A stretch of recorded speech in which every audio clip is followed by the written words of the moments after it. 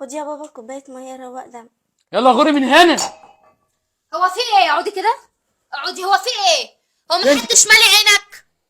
انت كمان مش ناقصك. هو في انا اللي في انا كمان؟ انت اللي بقى مالك؟ بقيت جشع وطماع قوي، بقيت وحش قوي. ليه كده؟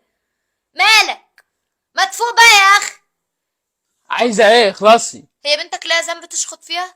ده جايبه لك كوبايه ميه حار ونار في جتتك، جايبه لك كوبايه ميه تروق دمك يا اللي ما عندكش دم. انا اللي ما عنديش دم. ما عندكش دم. هبعتك عند اهلك. اروح عند اهلي؟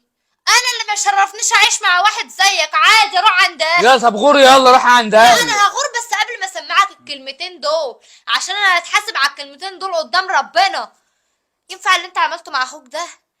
يا اخي ده انت لو واحد ملوش ملة ما انتش هتعمل كده مع اخوك. اخوك من لحمك ودمك تعمل فيه كده؟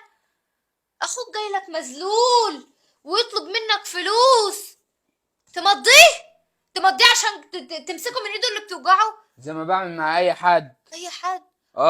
اخوك اضمن حقي. اخوك تضمن حقك ايه؟ تضمن حقك ايه يا اخوك؟ بنته بتموت في المستشفى وعايز يعمل عملية لبنته. حط نفسك مكانه. بعد الشر على بنتك، افرض جرالها حاجة. بعد الشر. طيب بعد الشر ما قلتش حاجة. بص لبنتك، بص لبنتك كده. عروسه اهي. حط نفسك مكانه بقى. لو بنتك جرالها حاجة هتبقى مستحمل؟ قلبك مش هيوجعك علشان بنتك؟ انت تعرف ظروفه فيها ايه؟ ده كفايه ان انت مش واقف جنبه وجاي يذللك عشان تديله فلوس يعمل عمليه. استلف من طوب الارض. حرام عليك، حرام عليك. ده بيجيب في اليوم حقنه ب3000 جنيه في اليوم، غير ايجار السرير اللي واخده في المستشفى، غير العلاج، غير العمليه اللي هتعملها. واخوك ظروفه على قده، تقول له امضيك وفي الاخر ما ترضاش تديله فلوس؟ عشان ده انت مرضاش ربنا يمضى. كرمك، ده انت ربنا كرمك ومعاك فلوس وربنا رزقنا ومش مخلينا محتاجين حاجة. على فكرة هتزول من وشك. قري على الفلوس اللي عندنا. الفلوس دي هتزول من وشك. هتزول من وشي؟ ايوه هتزول من وشك. سلام. طب ايه يعني؟ وانت مش هتزولي انا انت مش كمان عايزه ولا اقول لك ايه؟ على ايه، انا مش عارفه اقول لك ايه. بس ما عندكش دم. ما تمشي بقى وتريحي دماغك مني. ماشي انا همشي، أنا وليه اللي- اهلي يردوا عليك؟ انا اللي يجي ياخد مني فلوس همضيه. ده لو ابويا نفسه جالي من تربته همضيه. الظاهر ان مفيش فايده معاك في الكلام. الظاهر انت ما في قلبكش رحمه اصلا.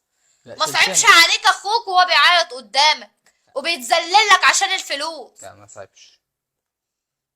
خساره فيك اصلا ان انا اتكلم معاك كلمه بعد كده. بس حلو. قوم يا وفاء. يلا.